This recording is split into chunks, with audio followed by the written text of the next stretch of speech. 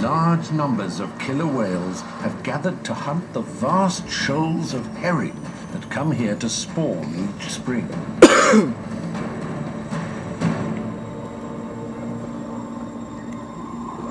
Smoke a joint when you watch this. Rook een joint als je dit kijkt. But the coordinated and fluid movements of the shoals make them exceptionally hard to catch.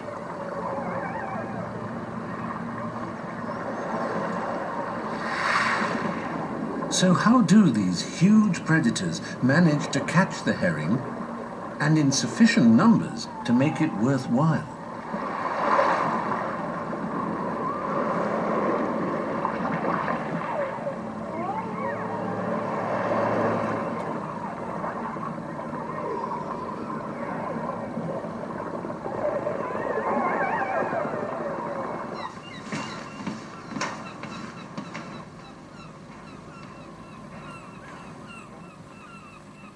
And down here is a chain. Scientist Volker Dieker is an expert in killer whale acoustics. Volker, where do you think we'll find the killer whale? We've had really good success right in this Recently, area. Volker has been investigating how killer whales break through the herring's defenses, and he thinks it is to do with sound.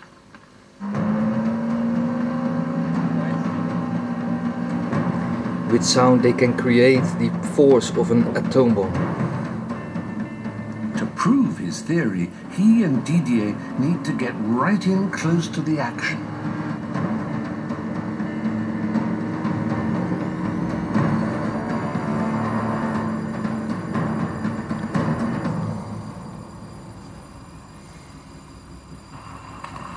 Having reached the area where the whales were last seen, Volker deploys his underwater microphones.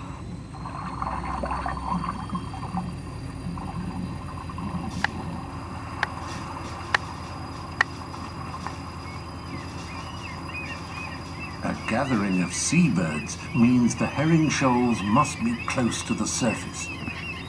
Something must have spooked them. 7 or 8 together came at the top of the wave. Killer whales. Volker is perfectly positioned to record the sounds of the hunting whales. 3, 4. It'd be great to see what the whales are doing underwater when they're making all these sounds. To capture the video evidence, Didier uses a pole camera. You are the ears and the eye. Getting in the water with feeding killer whales would be too dangerous in this poor visibility.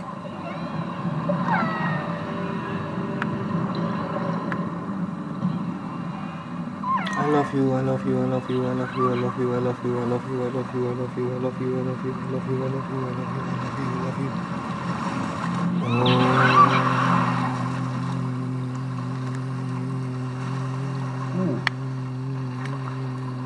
Volker gathers his evidence. Yeah, that's a call. That was a killer whale, no doubt about it.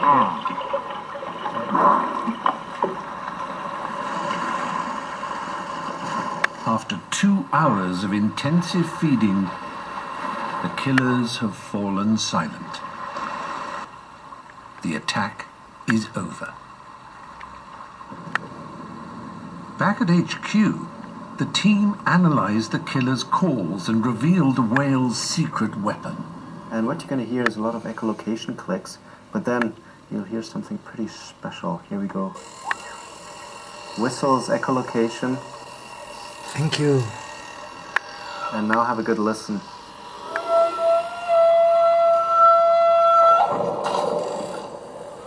Thank you.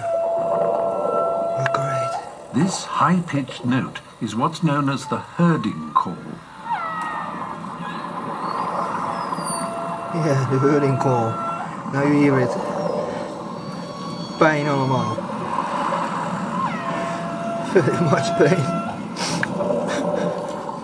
The idea is that the whales may be using the sound to essentially cause resonance in the herring swim bladder that makes the herring's gut vibrate. and that makes the herring very uncomfortable. Panicked by the gut-wrenching noise, the herring bunch so tightly together they have no room for maneuver. They school together and then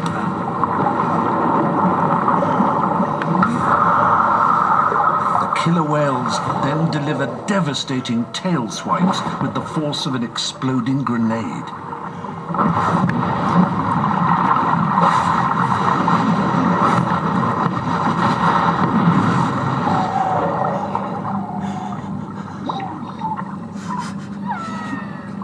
Job done, the whales can relax over a leisurely feast of stunned fish.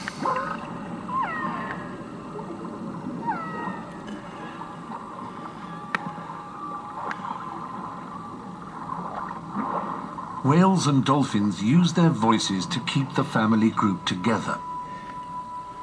But there are times when talking just isn't enough.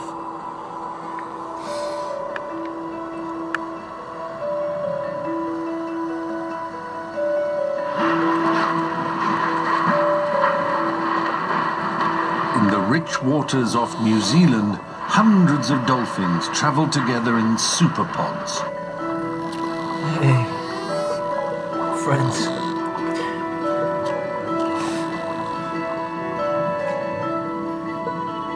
Moving in such large groups requires clear communication. But clicks and whistles only have a limited range.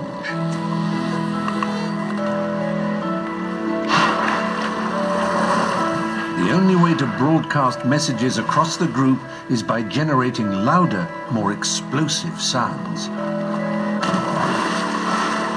Yes. Yes. Different body smacks convey different meanings.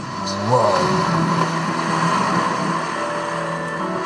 It's thought dolphins may use such acrobatic leaps to signal the discovery of large shoals of fish.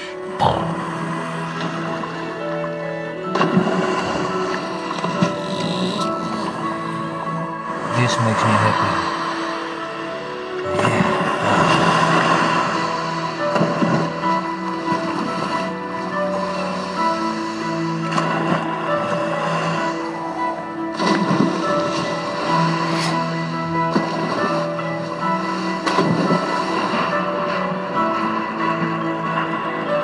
Body percussion is a key ingredient in dolphin communication, and they will use it even to signal to us.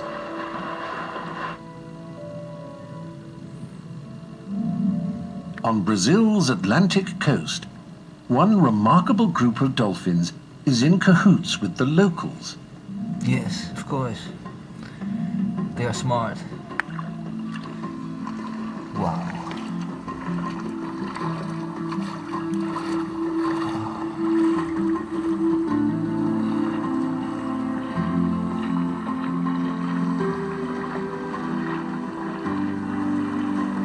Fishermen from the town of Laguna have discovered they do better when they don't fish alone.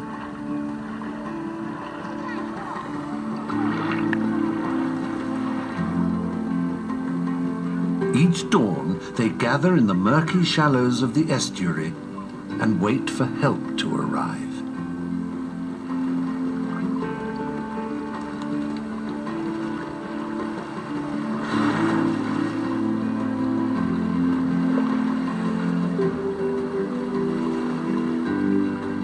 Their fishing partners are a group of bottlenose dolphins.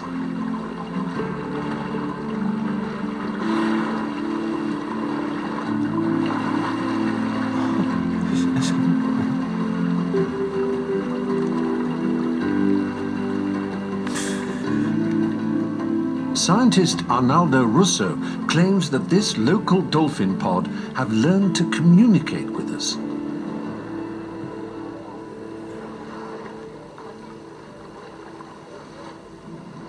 The fisherman knows when they can throw his nets because the dolphin is making special signs. But what are these special signs that the dolphins give the fishermen? They can give a head slap or a tail slap into the water. When the fishermen see those special signs, they throw the nets. Yeah, like a conversation. A conversation that starts with the dolphins letting the fishermen know where the mullet are by slapping the water loudly with their tails.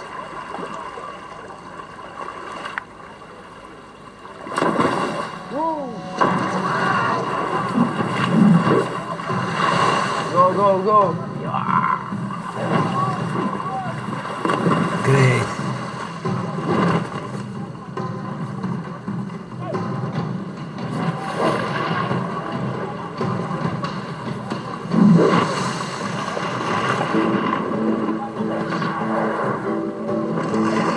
The dolphins do the hard work herding the mullet.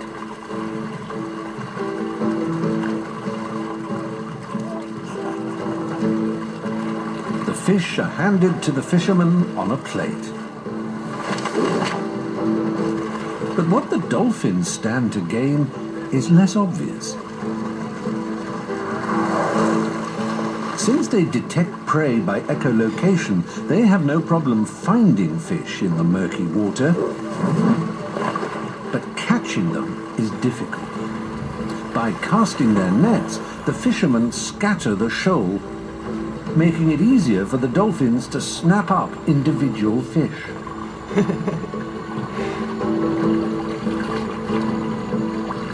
Of course. Smart.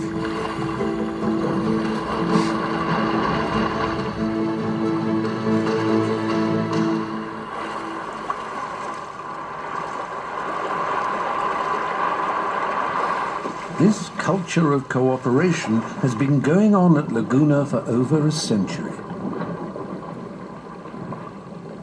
Dolphin mothers teach their calves how to slap the water to signal to the fishermen. And the fishermen teach their sons to recognize the dolphin's signals.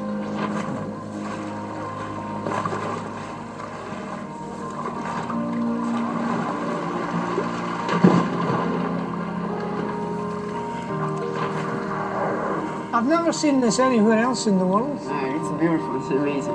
It is. It's great. Tears of happiness when I see this. This is real. Nature is real. War is unreal. Destruction is unreal. Marijuana is nice. But is there more that creatures like these are trying to Healing. communicate that we are simply missing? Your heart. Namaste. One enduring mystery surrounds the most celebrated musical event in nature, the songs of the humpback whale, currently playing off the islands of Hawaii in the middle of the Pacific Ocean. You're great.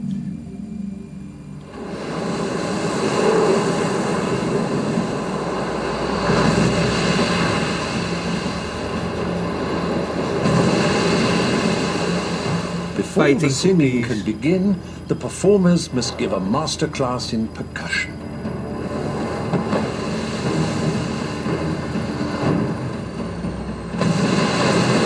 The 40-ton bodies hit the sea with an ear-splitting crash. And giant tail flukes thunder out a message to rival males.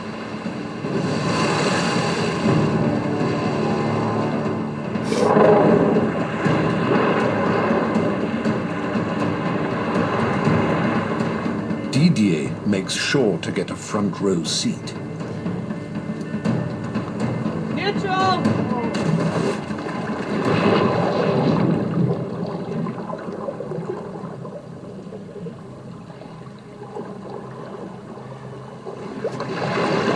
The ocean reverberates with explosions of bubbles.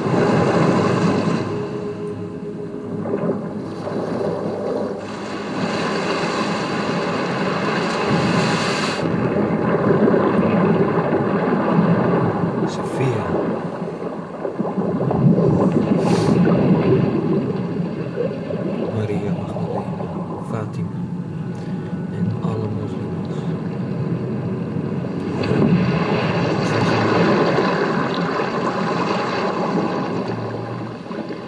And then the opera begins.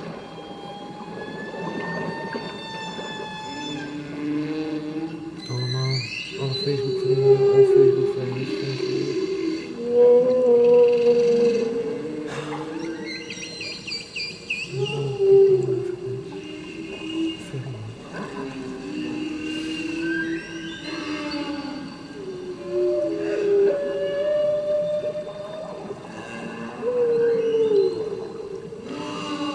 The song of the humpback is something really beautiful. The most beautiful sound you can hear in the sea.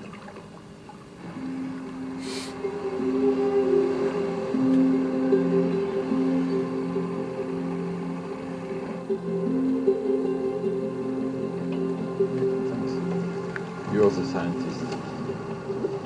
Jim Darling has spent the last 30 years trying to work out the meaning of these extraordinary songs. It's very close.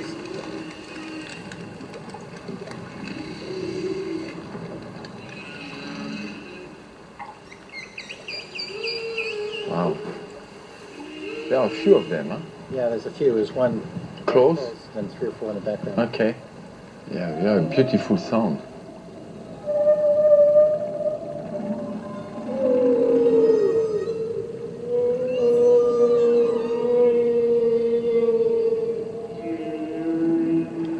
With his mouth shut tight, shunting air back and forth through a larynx the size of a phone box, technically he's humming, not singing. Whatever it is, it's a voice that can travel thousands of miles, across entire oceans.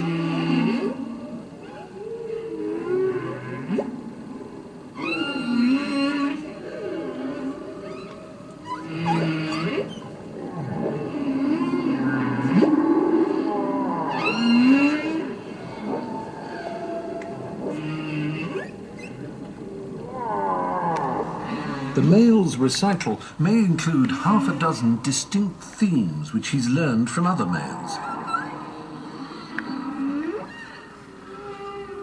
He may even add his own improvised variations.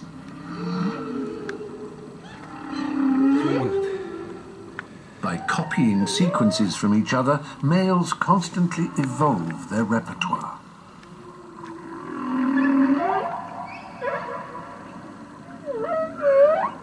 But does it have a purpose? For a long time, it was presumed that the singers were singing to attract a female. And I think people like that idea because it's been written about a lot. But there's not a shred of evidence for it. We've never seen a female approach a male. If they aren't calling a mate, then why are they singing? Is it a way for males to size each other up? Could they even be making music for pleasure? The truth is that nobody knows.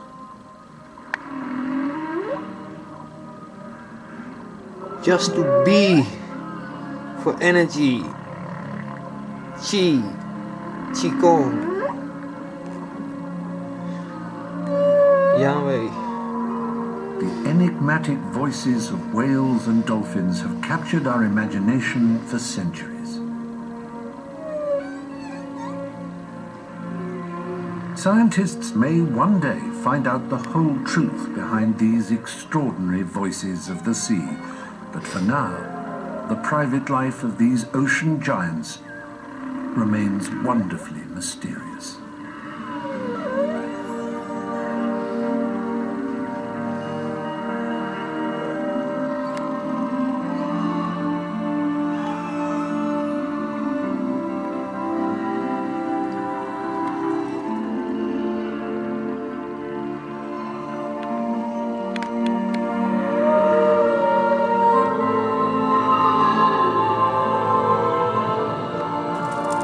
Leaving Nairobi behind to be part of a new orphan herd. Elephant Diaries, next on BBC Two.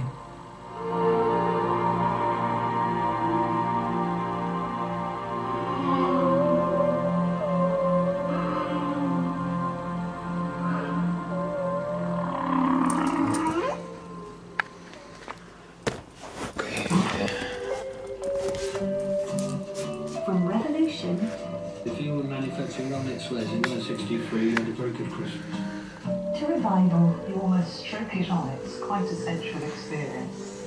From holy relics... This is exactly what we had in our bathroom. To holy relics, textiles have been woven into the very fabric of our lives.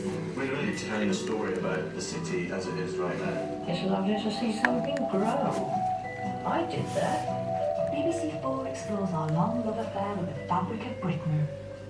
Continuing Wednesday at 9 on BBC4. Crick and Watson ran down this Mother street Sophia, into this pub and said, Maria "We have Magdalena, discovered the secrets Moedermelk, of life." Medicinale Wiet, Professor Brian Mediwiet.nl, explores the brilliance of British science. Troef, Science waarheid, Britannica continues Wednesday at 9 on BBC 2. Kaapse Draai.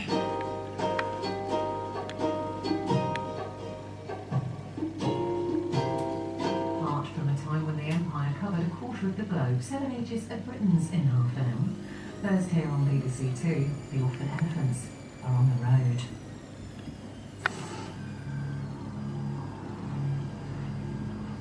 For a whole year, I've been following a remarkable family of baby elephants in Kenya. A family of elephants raised by people.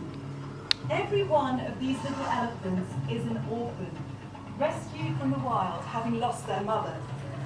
They've all been brought to a unique nursery in Nairobi, where they receive the intense love and care that they desperately need.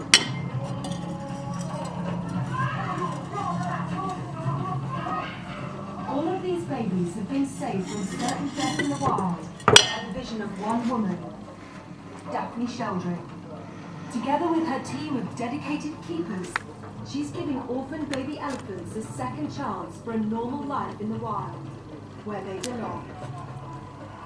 By the time they're 2 years old, the young babies are ready to leave the security of the nursery and are brought here.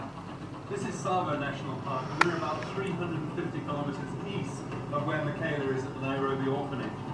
And I've been following the older orphans as they make their long and difficult journey back into the wild. Yesterday on Elephant Diaries, the convoy carrying 6 orphan baby elephants to their new life in Tsavo was forced to stop when one of the elephants began to panic.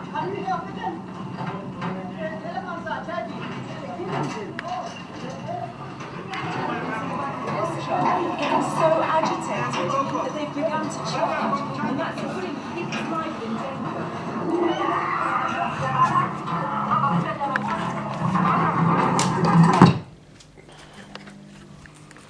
Nee, hè?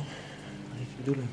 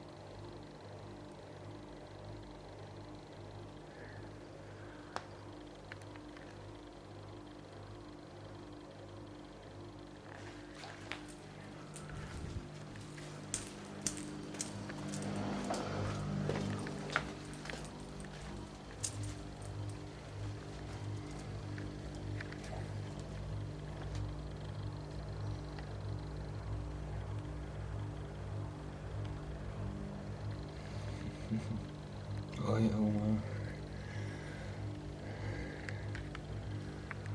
Dag, lieve opa.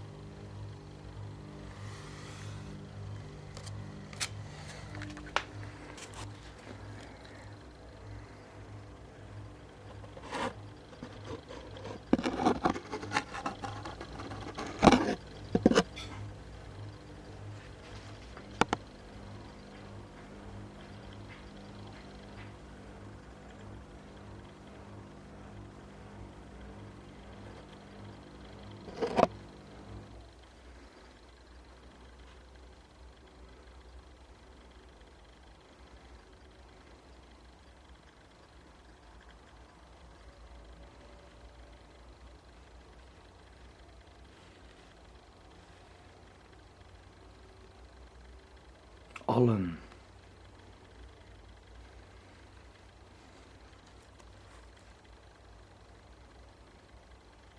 En weten, and knowing.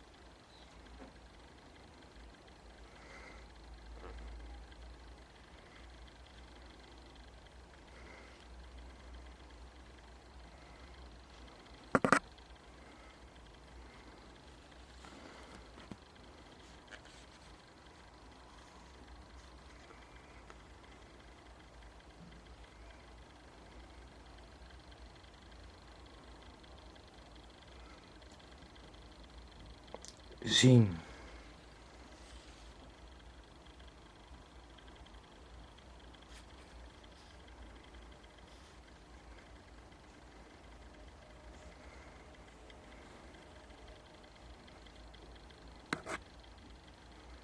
Nee, die is als een grote waarheid aan de wereld toonde.